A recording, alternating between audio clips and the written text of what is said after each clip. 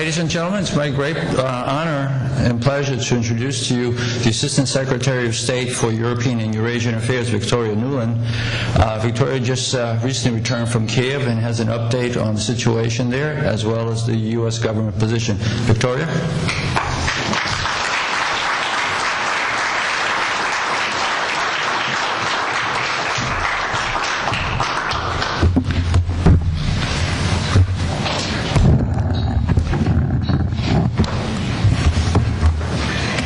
Well, thank you, Roman. Thank you, ladies and gentlemen. Thank you for being here and for your continued support for the U.S.-Ukraine relationship. And thank you for the invitation to speak to you today. Still jet-lagged from my third trip in 5 weeks to Ukraine and my days in Kyiv earlier this week. I don't have to tell this crowd that these are historic and challenging times for the people of Ukraine, for the Ukrainian-American relationship, and for people everywhere who care about the future of that great country. The world is watching the drama that is unfolding in the center of Kyiv. The Euromaidan movement has come to embody the principles and values that are the cornerstones for all free democracies. What began on November 24th as a protest against President Yanukovych's decision to pause on the route to Europe has become much deeper and bigger.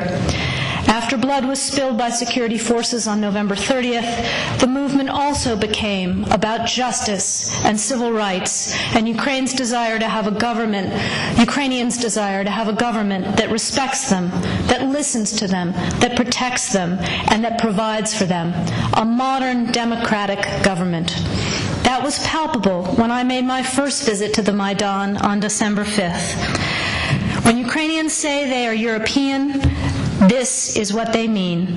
And as one very prominent Ukrainian businessman said to me, the Maidan's movement's greatest achievement is that it has proven that the people of Ukraine will no longer support any president, this one or a future one, who does not take them to Europe.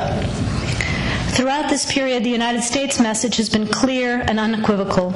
We stand with the people of Ukraine in their search for justice, human dignity, security, a return to economic health, and for the European future they have chosen and that they deserve.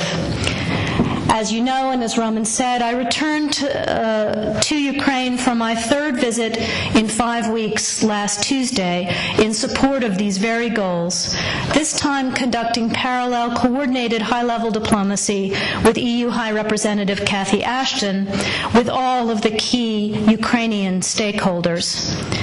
Then, halfway through our visit, in the wee hours of Wednesday, December 10th, we witnessed the appalling show of force by government forces who turned riot police, bulldozers, and tear gas on the Maidan demonstrators as they sang hymns and prayed for peace.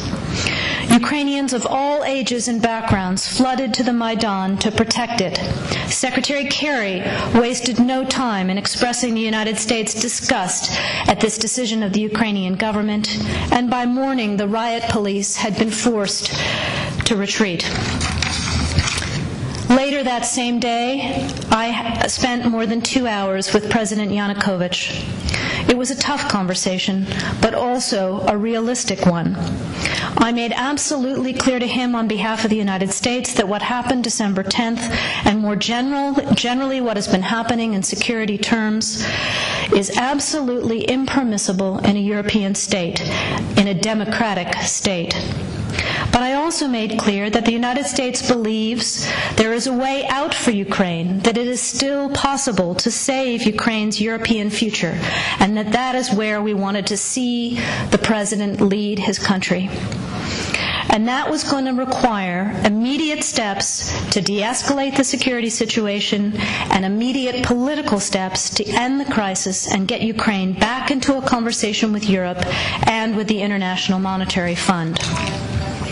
As you all know, and as I'm sure you just heard from Anders and other colleagues, Ukraine's economy is in a dire state, having been in recession for more than a year and with less than 3 months' worth of foreign currency reserves in place.